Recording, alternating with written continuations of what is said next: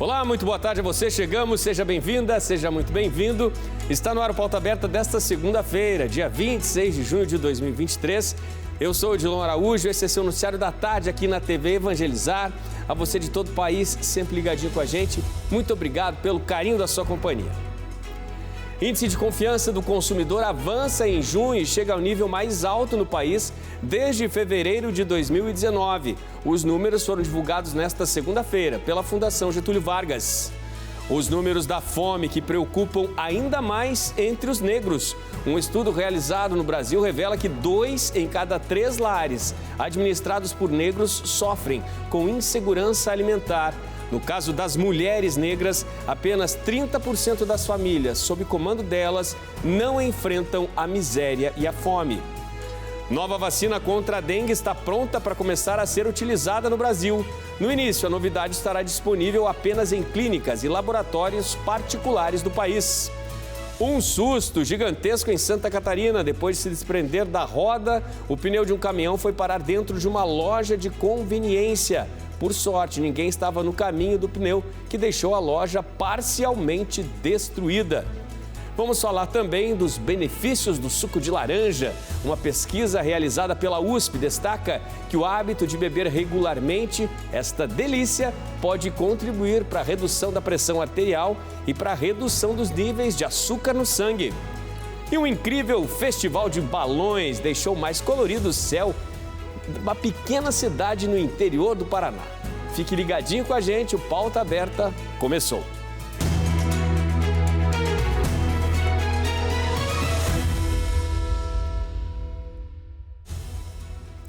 Um estudo revela que no Brasil, 2 em cada 3 lares chefiados por negros sofrem com insegurança alimentar.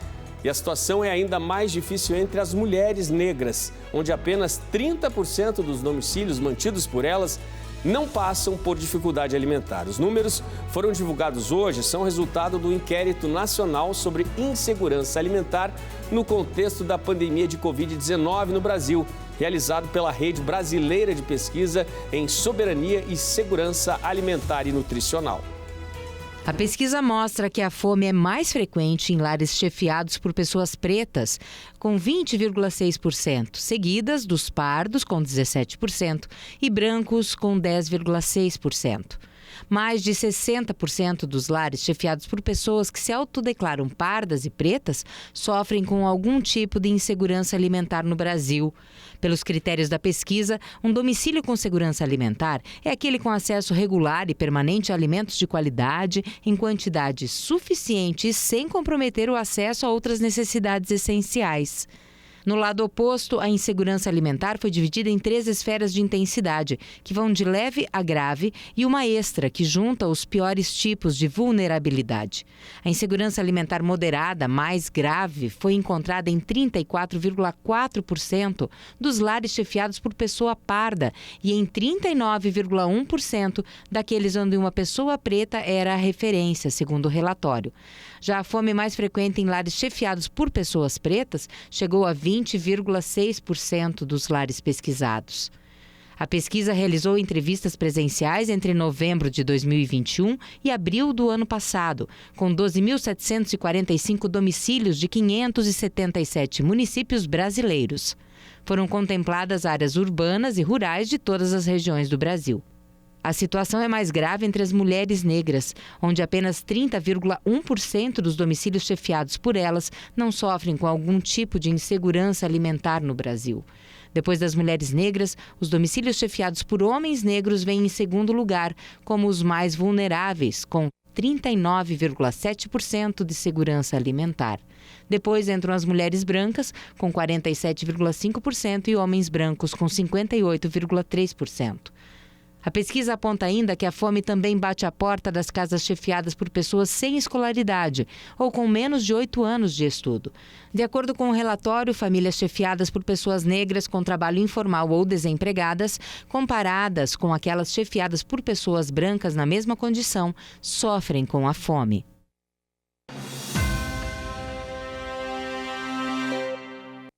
A confiança do consumidor cresceu neste mês de junho 4,1 pontos. O índice chegou a 92,3 pontos, o maior desde fevereiro de 2019. Os números foram divulgados nesta segunda-feira pela Fundação Getúlio Vargas. Foi o mês de junho que refletiu com este novo índice um clima de mais otimismo ao consumidor. O avanço na confiança do consumidor chegou a 4,1 pontos em relação ao mês de maio, de acordo com a análise apresentada hoje pela Fundação Getúlio Vargas. O mais destacado patamar desde fevereiro de 2019, quando o mesmo índice bateu em 94,5 pontos. Considerando o avanço do índice no último trimestre, de abril a junho, ele também avançou 1,8 pontos. Na análise FGV sobre a pesquisa, os números de junho, que retratam um cenário de mais confiança, são o resultado tanto da melhoria na percepção sobre a situação atual da economia, quanto da perspectiva também de mais otimismo para os próximos meses. No olhar mais detalhado a respeito dos números de hoje, apresentados pela Fundação Getúlio Vargas, destaque para o componente que avalia a intenção de compras dos chamados bens duráveis. Foi o que mais impactou no índice de confiança do consumidor em junho. A alta chegou a 11,7 pontos, atingindo 91,6 pontos. Um índice que desde 2014 não retomava o patamar de 90 pontos.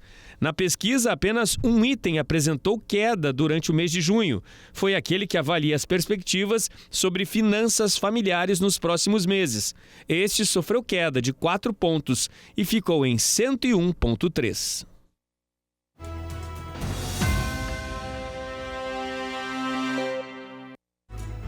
Uma nova vacina contra a dengue vai começar a ser utilizada no Brasil. O imunizante estará disponível em fase inicial apenas na rede privada, clínicas, laboratórios e também farmácias.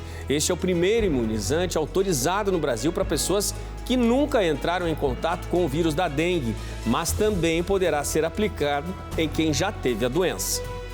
A Associação Brasileira de Clínicas de Vacinas informou uma nova vacina contra a dengue que deve chegar ainda esta semana no Brasil. Composta por 4 sorotipos diferentes do vírus causador da doença, a Qdenga, da empresa Takeda Pharma Limitada, foi aprovada pela Anvisa e, segundo o órgão, possui uma ampla proteção contra a dengue. A princípio, para se imunizar, vai ser preciso pagar por ela, ou seja, a vacina vai estar disponível inicialmente apenas em laboratórios particulares, variando o preço entre R$ 350 e R$ 500 para o consumidor final, dependendo do estado. De acordo com a Anvisa, a vacina é indicada para crianças acima de 4 anos de idade, adolescentes e adultos até 60 anos de idade. A Qdenga, portanto, é a primeira dose aprovada no Brasil para um público mais amplo, já que o imunizante aprovado anteriormente só pode ser utilizado por quem já teve dengue. A nova vacina estará disponível para administração em esquema de 2 doses, com intervalo de 3 meses entre as aplicações. Segundo o Ministério da Saúde, somente nos 5 primeiros meses de 2023 foram registradas 503 mortes por conta da dengue, quase a metade de 2022, um recorde desde 1980. O capacete Elmo, você já ouviu falar? É um equipamento desenvolvido para ser utilizado nos hospitais. Agora está concorrendo a Prêmio de Inovação da América Latina. A proposta nasceu em Fortaleza, no Ceará. Foi criar o capacete de respiração assistida. Nasceu em Fortaleza, em abril de 2020, ainda durante o início dos efeitos da pandemia de Covid-19 no país. Ao todo, 9 protótipos foram sugeridos e testados em voluntários em um laboratório criado especificamente para testes com o dispositivo. Esse capacete aqui, vocês já conhecem. É fácil de se ver pelas ruas, mas o capacete que nós vamos lhe mostrar agora, vocês talvez não possuem tanta familiaridade assim. Porém, os dois possuem o mesmo objetivo: salvar vidas. Estamos falando do capacete Elmo, criado para suporte respiratório a pacientes hospitalizados com Covid-19. Então essa ideia nasceu no início do enfrentamento à primeira onda pela Covid-19.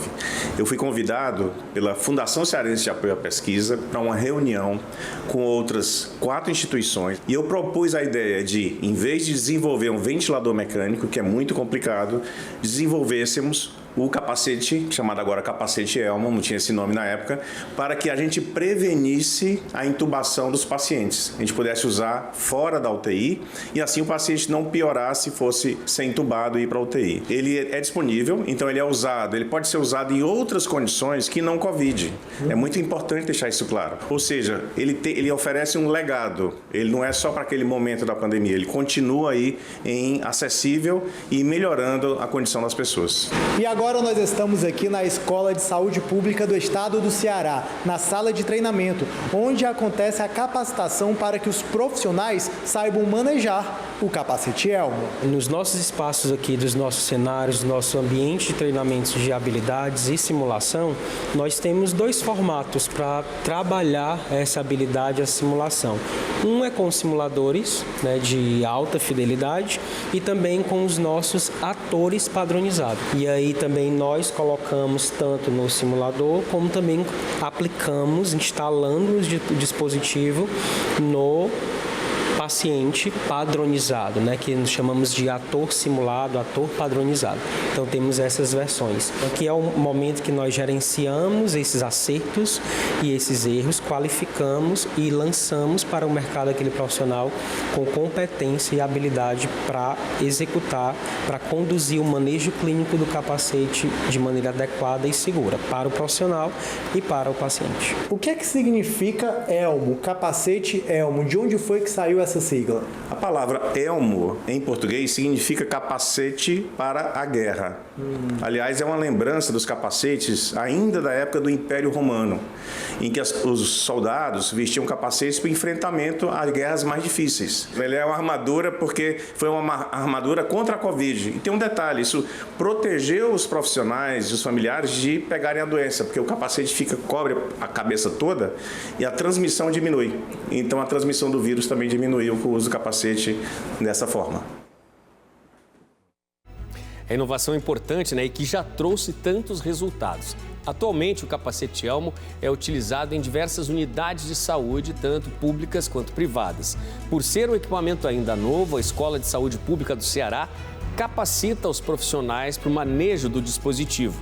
O capacete Elmo tem reduzido em 70% a necessidade de internações em leitos de UTI.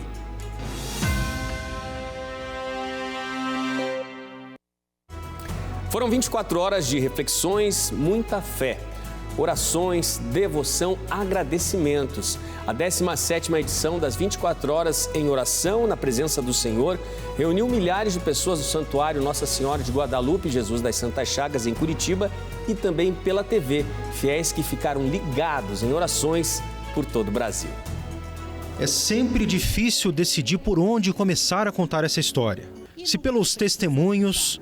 Os médicos falavam para mim, eu não acredito no que aconteceu.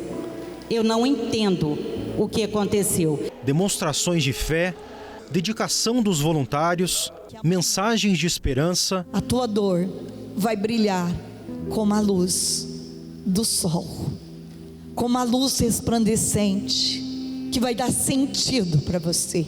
Momentos de cura e libertação. Deus é capaz de restaurar uma família. Deus é capaz de restaurar um casamento. Nós estamos aqui porque nós acreditamos nisso. Há 17 edições, as 24 horas de oração são um acontecimento. É o poder de tudo, né? Jesus da Santa Chagas, 24 horas de orações, é muito importante, né? A gente dedicar um pouquinho a Jesus, né? Saúdo com grande carinho as caravanas que vieram de tantas localidades. Levantem as faixas. Com muitas faixas e animados, os romeiros vieram em caravanas que saíram de todos os cantos. Curitiba, região metropolitana, interior do Paraná, São Paulo, Mato Grosso do Sul, Goiás, Espírito Santo, Santa Catarina, Ceará. Como é que você espera sair daqui amanhã? Vixe, olha, liberto, com a graça de Deus, muita alegria, muita sabedoria. Realizada tradicionalmente no último fim de semana do mês de junho, mês do Sagrado Coração de Jesus, a vigília teve início na noite de sábado com uma missa presidida pelo padre Reginaldo Manzotti. Estão abertas as 24 horas de oração de 2023. Durante as 24 horas em que as portas do santuário ficaram abertas, os fiéis participaram de missas, terços, pregações, adoração ao Santíssimo e momentos de partilha. Nesse ano, os pedidos e clamores tinham como fim um objetivo específico: a cura e restauração das famílias. Montado pertinho do altar, este imenso painel reunia fotos enviadas como intenções. Guiados nas orações por padres e religiosos, os romeiros intercederam pelo fim das brigas, desentendimentos, separações, mágoas, vícios e enfermidades. Quando as pessoas ligam, o maior problema partilhado com os nossos atendentes é crise familiar e matrimonial. Por isso, nós não nos cansamos de trazer esta temática. A programação seguiu por todo domingo com mais momentos únicos e especiais de conexão com Deus. Entrega, acolhida, renovação. Eu só vim para agradecer o que o Padre Reginaldo faz por todos nós, e Jesus misericordioso, Nossa Senhora. Eu era solitária, agora eu tenho uma família toda catequizada, maravilhosa. Só tenho para agradecer as bênçãos que eu recebi. É gratidão só, sempre. Ao fim de mais uma edição, a certeza de que ninguém saiu daqui como entrou. Eu acho que sim, porque não só na missa do Padre Reginaldo, eu assisti a missa anterior. Foi bem gratificante que ele tocou no fundo, falou bastante sobre o matrimônio, o casamento. Eu achei que foi bem importante para mim, como pessoa casada, né? Cada ano é uma experiência diferente, né? Eu mesmo já dei tanto testemunho, já recebi tantos milagres nessas 24 horas, assim, que é inexplicável, né? E cada ano parece que é um abastecimento. Eu venho me abastecer para o resto do ano, né? Eu sonhei com o Rincão. Era um presbitério enorme. E tinha um lugar para os padres assim. Como eu queria que vocês tivessem tido banheiro suficiente. Eu vi que tinha gente que precisaram comprar, comer aqui na mão. Como eu queria que a gente pudesse ter algo bem melhor. Acreditando neste Deus do impossível, ofertar a Deus e pedir a Deus a terra que Ele vai nos dar. Que este Deus que caminha conosco nos arrume essa terra prometida. E se Deus quiser, essa terra prometida virá. E nós vamos celebrar lá, com esse Deus do impossível, realizando o sonho de Deus.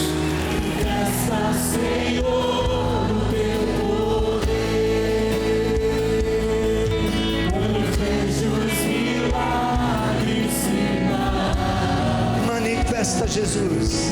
Manifesta Jesus nesse lugar. O teu grande amor, que tudo pode curar. Emocionante, né? Quantas histórias de vida, de fé e de muita gratidão nessas 24 horas em oração que ocorreram aqui no Santuário Nossa Senhora de Guadalupe e Jesus de Santa Chagas, em Curitiba. Vamos para o intervalo, gente. No próximo bloco, o céu decorado com balões. Assim foi o fim de semana no município de Rio Branco do Ivaí, no interior do Paraná. E ainda um susto daqueles em Santa Catarina. Um pneu em alta velocidade invadiu uma loja às margens de uma rodovia no estado. Fique ligadinho com a gente. Voltamos já.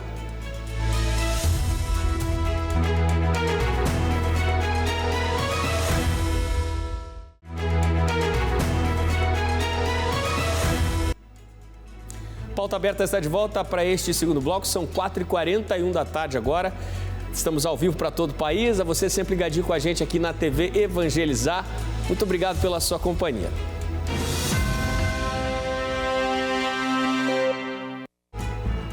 A Organização das Nações Unidas traz um alerta sobre as consequências desastrosas da rápida, barata e fácil produção de drogas sintéticas, que transformou o mercado mundial do consumo de drogas.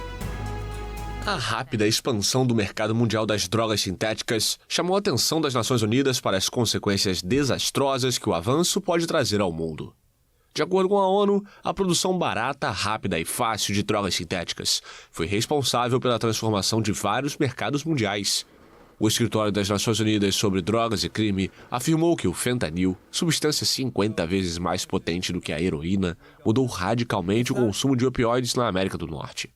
Em 2021, a maioria das mortes por overdose na América do Norte foi atribuída a esta droga, cuja produção pode aumentar.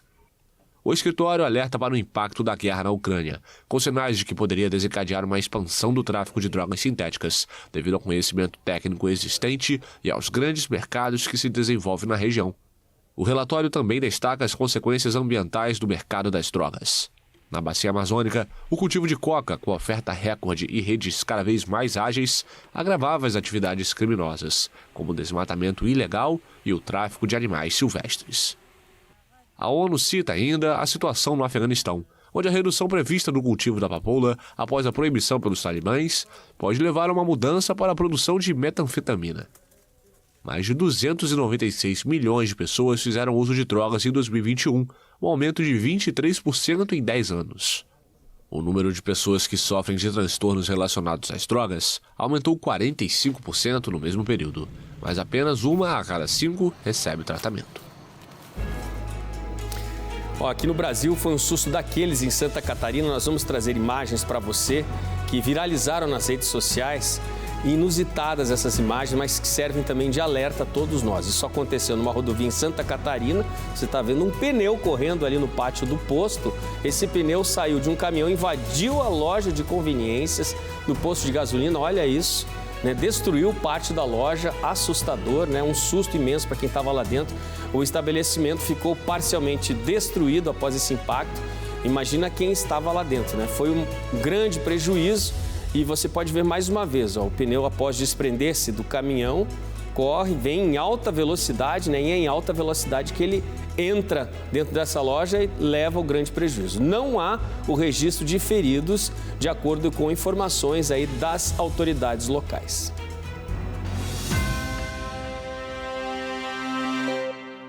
Agora, ainda sem o jogo entre Vasco e Cuiabá, eu quero que você acompanhe comigo aqui como é que está a classificação. Vejam, com a vitória sobre o Palmeiras, o Botafogo disparou, né? São 30 pontos já, são 10 vitórias, né? Uma excelente campanha aí do Botafogo. Vice-líder é o Grêmio, tem 23 pontos. O Flamengo, com a vitória de ontem, assumiu a terceira posição, né? Vitória sobre o Santos.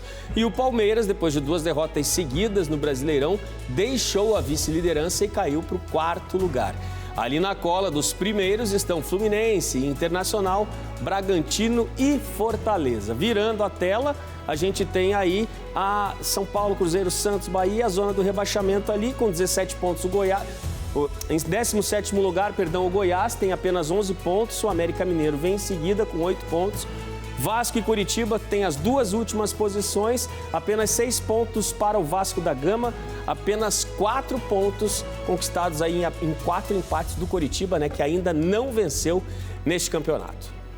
Vamos virar a página do nosso jornal. Você sabia que de cada 5 copos de suco de laranja consumidos no mundo, 3 são produzidos no Brasil? A informação é da Associação Nacional dos Exportadores de Cítricos. Pesquisadores da USP afirmam que tomar regularmente o suco integral da fruta pode reduzir a pressão arterial e reduzir também os níveis de açúcar no sangue. Pesquisadores da USP analisaram os efeitos de tomar suco de laranja pasteurizado, 100% integral, sem adição de água ou açúcar. Para isso, os participantes dos estudos tomaram 2 doses da bebida por dia, junto com as refeições, por até 2 meses. Diferentes quantidades de suco foram testadas, 300, 400 e 500 ml ao dia. Todas apresentaram resultados positivos para a saúde. Melhora a microbiota de pessoas com obesidade. Microbiota é a variedade de bactérias, vírus, fungos e outros micro-organismos unicelulares que habitam no organismo. Diminui os níveis de açúcar no sangue em pacientes pacientes pré-diabéticos, diminui a pressão arterial em pré-hipertensos e combate inflamações do organismo. Segundo a pesquisa, beber um copo de suco de laranja por dia já está ótimo e é melhor tomar junto com as refeições, porque isso ajuda a controlar os níveis de açúcar no sangue. Um detalhe importante explicado pelos pesquisadores é que o consumo do suco de laranja sem açúcar não engorda. Boa dica, excelente dica, e se faz bem para a saúde, que tal mais um copo de suco de laranja? Boa pedida para qualquer hora. No último fim de semana, a cidade de Rio Branco do Ivaí, no interior do Paraná, realizou a segunda edição do Festival de Balonismo. Foram 3 dias de evento, que além dos voos de balão, esse evento contou com apresentações de saltos de base jump e parapente. E mais do que uma competição, o festival foi a oportunidade de atrair turistas para a cidade e, de quebra, de realizar alguns sonhos.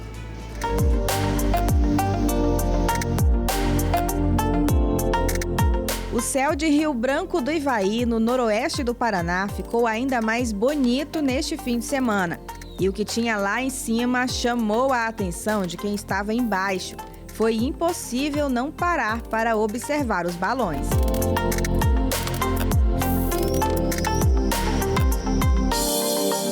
Mas se para quem estava no chão ver os balões voando era só entretenimento, para quem estava em cima era mais que isso. Rio Branco do Ivaí realizou seu segundo festival de balonismo e 5 equipes vindas de outros estados participaram da competição.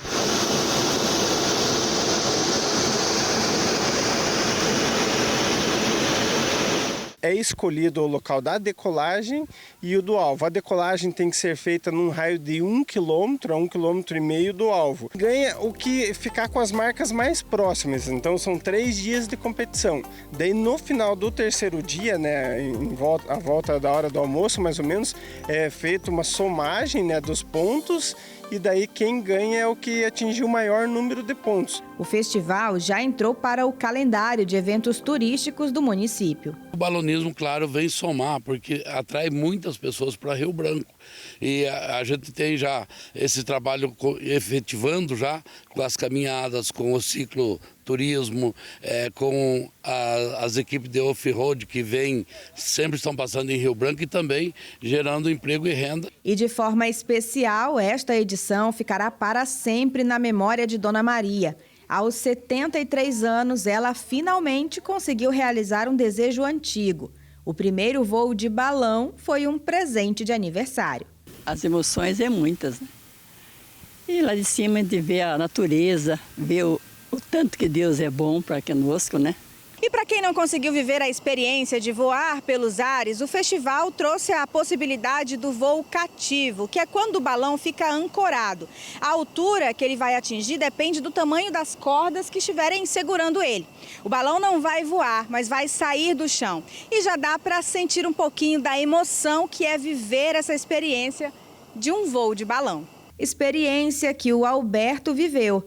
Ele e a esposa Andréia percorreram cerca de 750 quilômetros de Kombi de Santos, em São Paulo, até o Vale do Ivaí, em busca de novas emoções. Os dois vão lembrar do balonismo em Rio Branco do Ivaí para sempre. Beto voou de balão pela primeira vez. Como a gente está acostumado a decolar com parapente, é completamente diferente. O voo é espetacular. Andréia foi além. Pela primeira vez, ela saltou do balão de parapente. Boa! Boa! Geralmente a gente decola de uma rampa e pousa em algum lugar seguro. Então já o fato de pular do balão foi um desafio bem importante. Assim, eu gostei muito, foi muita adrenalina e curti demais. Outros atletas também aproveitaram os voos de balões para fazer saltos. Um deles foi o piloto de base jump Bruno Mendes, de Londrina.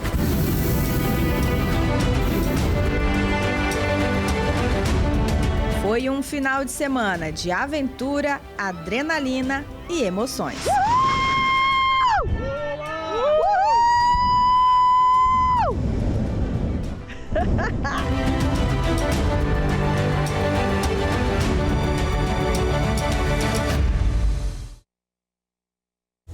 esse salto aí é para os corajosos, né? Experiência única também pelos apaixonados por balonismo em Rio Branco do Ivaí. Gente, estamos terminando Pauta Aberta hoje com imagens, né, desse festival que deixou mais lindo o céu da cidade no interior do Paraná.